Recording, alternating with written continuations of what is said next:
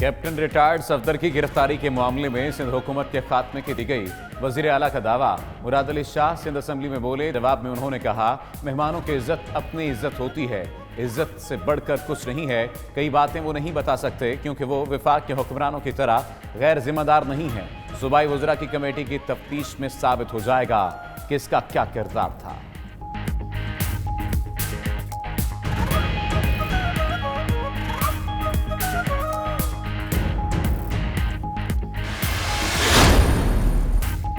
Captain retired Safdar की गिरफ्तारी। सिंध हुकूमत ने इंक्वायरी कमेटी के नाम फाइनल कर लिए।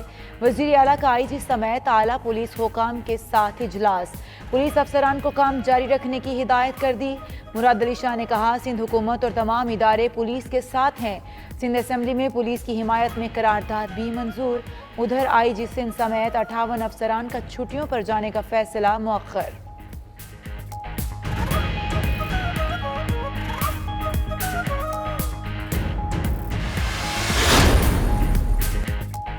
विफाक कराची के वाक़े पर कमेटी के ऊपर कमेटी नहीं बना सकता। शिबली फराज ने प्रोग्राम हार्ट टॉक पाकिस्तान में कहा, एक कमेटी वज़ीर आला ने और एक कोर कमांडर ने बनाई।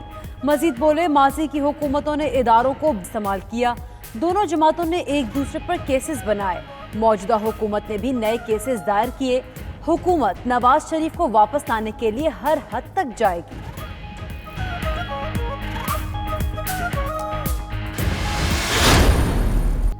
बिलावल की हैसियत क्या है? अपने कद से बड़ी बातें करते हैं।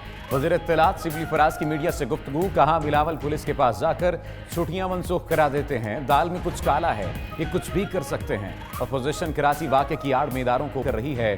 कोर कमांडर ने तहकीकाती टीम बना दी, शवाहिद आ जाएंगे। पीपल्स पार्टी ने सिंध पुलिस में को भर्ती कराया।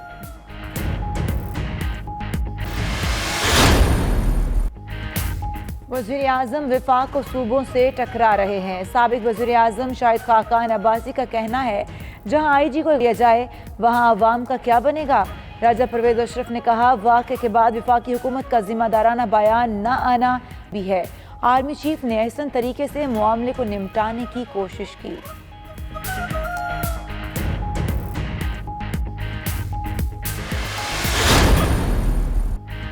सिंध असेंबली में जज़ायर से मुतल्लिक ऑर्डिनेंस के खिलाफ करारदाद मंजूर। वज़ीर आला मुराद अली शाह कहते हैं, पूरी ताकत से ऑर्डिनेंस मनसूख कराएंगे। वफाकी हुकूमत ने रात के अंधेरे में बदनीयती पर मबनी ऑर्डिनेंस जारी किया। बिलावल भुट्टो कहते हैं, गैर आईनी ऑर्डिनेंस का मकसद सिंध और बलूचिस्तान के जज़ायर पर करना था।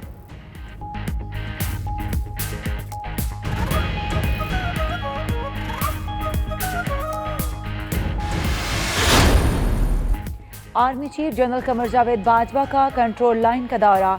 DISPR के मुताबिक आर्मी चीफ ने चंप सेक्टर पर अगले मोर्चों का दौरा किया। सिपा सलार ने अफसरों और जवानों की ऑपरेशनल तैयारियों को सराहा।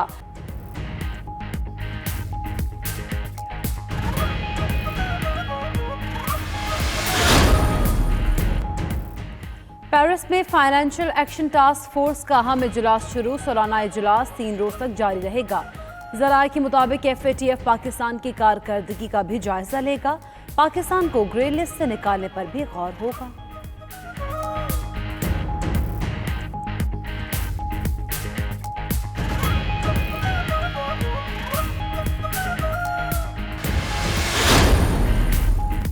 गिलगित बाल्टिस्तान में इंतखाबी सरगर्मियों में तेजी। बिलावल भुट्टो 22 रोजा दौरे पर पहुंच गए। मेहदी शाह ने इस्तकबाल किया, जियालों का रक्स, नारे लगाए, गुलपाशी की। बिलावल भुट्टो स्कर्दू से घांचे पहुंच गए। रास्ते में भी शानदार खैर मकदम किया गया। पीपल्स पार्टी के चेयरमैन कहते हैं, गिलगित बाल्टिस्तान के अवाम के पास अपना मंशूर लेकर आए हैं।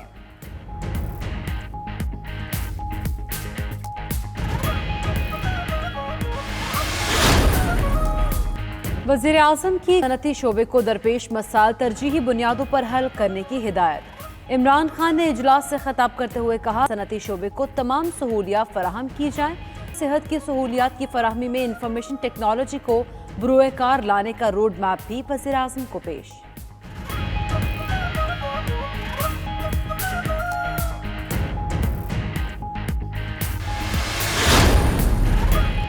सिंध असम्बली के इजलास में हुकूमत और अपोजिशन के अरकान में अपोजिशन अरकान का महमूद अचकजई के खिलाफ करारदाद पेश करने की इजाज़त देने का मुतालबा। स्पीकर ने इस्तदा मुस्तरद कर दी। अपोजिशन अरकान के उर्दू को इज्जत दो के नारे। पीपल्स पार्टी के अरकान ने इमरान खान के खिलाफ नारे लगाए।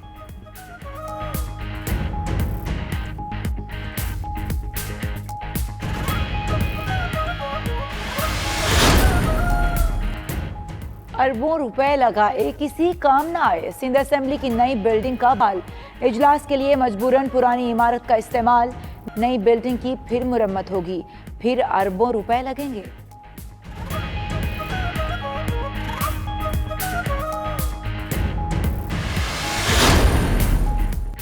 पाकिस्तान के दौरे पर आई जिम्बाब्वे क्रिकेट टीम का रावलपिंडी में पड़ाव। मेहमान टीम की आर्मी क्रिकेट ग्राउंड में भरपूर नेट प्रैक्टिस। टीम एक हफ्ता रावलपिंडी में आने के बाद इस्लामाबाद पहुंचेगी। कौमी टीम के अरकान के लाहौर में टेस्ट लिए गए। स्क्वाड आज कज़ाफी स्टेडियम में ट्रेनिंग का आगाज करेगा।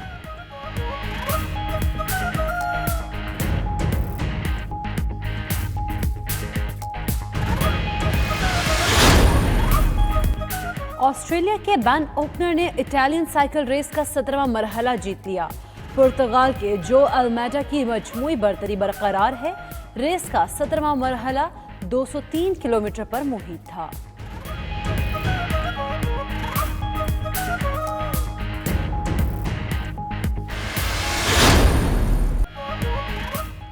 और कराची की W11 का ऑस्ट्रेलिया में स्टॉप। कैंगरूज के देश में अपने देश के रंग।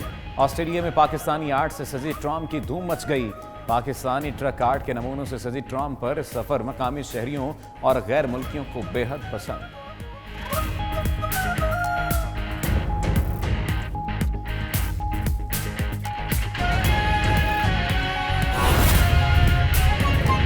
वो हमारा नेगेटिव था 1.4 बिलियन डॉलर के करीब। हमारी जो तरसीलात हैं बैरून ममालिक से, उसमें भी 29% इजाफा हुआ है। इसी तरह हमारी एक्सपोर्ट्स बढ़ रही हैं। इस वक्त मुझे बताया गया है कि फैसलाबाद में कोई ऐसी मिल नहीं है जो कि फुल कैपेसिटी पे काम नहीं कर रही हो। हमारे जितने भी और मईशत के आदाद व शुमार हैं वो मुस्बत सतह पे आ रहे हैं। कंस्ट्रक्शन का मटेरियल रिकॉर्ड सेल्स पे है। इसी तरह जो कारोबार है उसमें भी नॉर्मलसी की तरफ आ रहा है। हमारी एक जनरल जो एक हमारी एक मुआशी सरगर्मियां हैं वो बहाल हो रही हैं।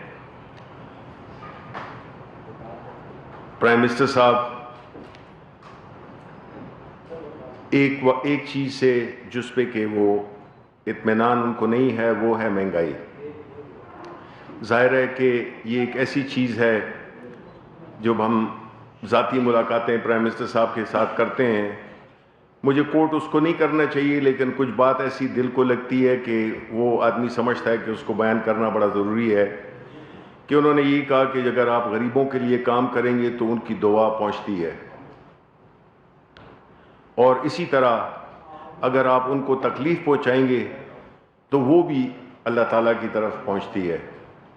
मैं ये समझता हूँ कि ये किसी prime minister, sitting prime minister जो कि गरीबों का दर्द रखता है और इस मुल्क की भलाई के लिए, अपने ज़ाती मफादात के लिए नहीं, एक ऐसी जद्दोजहद पे है, एक ऐसी जंग लड़ रहा है जो कि इस वक्त पाकिस्तान के दो तबकात हैं। एक शर्की कुव्वतें हैं जिसको कि अपोजिशन, उनकी नुमाइंदगी अपोजिशन मौलाना फजल रहमान की सूरत में कर रही है,